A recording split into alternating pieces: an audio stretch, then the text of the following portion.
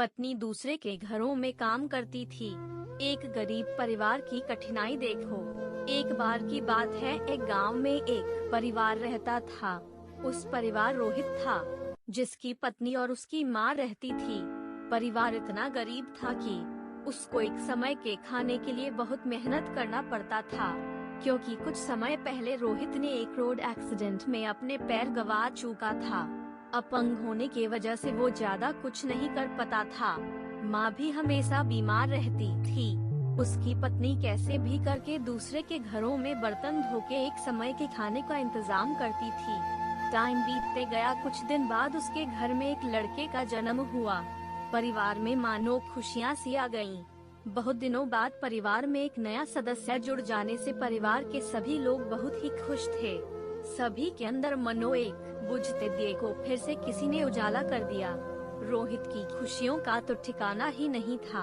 अपंग होने के बाद भी उसको ऐसा लगने लगा था जैसे उसके पैरों में फिर से जान आ गई।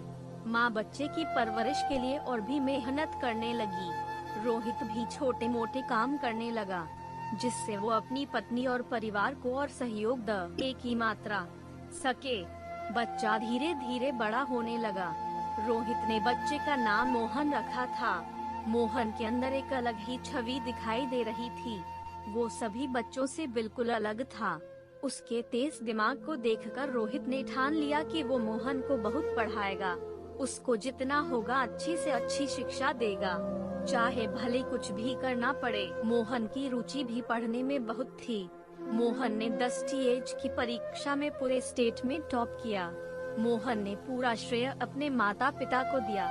रोहित का सपना था कि वो अपने बेटे को अच्छी शिक्षा दिलाकर अधिकारी बना लोगों की सेवा कर सके। मोहन ने आगे जाकर अपनी ग्रेजुएशन पूरी की। रोहित अपने बेटे को अधिकारी बनाने के लिए जी जान से लग गया। मोहन भी माँ बाप के सपनों को पूरा करने के लिए बहुत मेहनत करने लगा। मोहन सोच रहा था कि शहर जाके तैयारी के साथ साथ कुछ काम भी कर सके और घर वालों सपोर्ट कर सके। शहर जाके वो काम की तलाश में लग गया। काम नहीं मिला, फिर उसने रिक्शा चलाना शुरू कर दिया।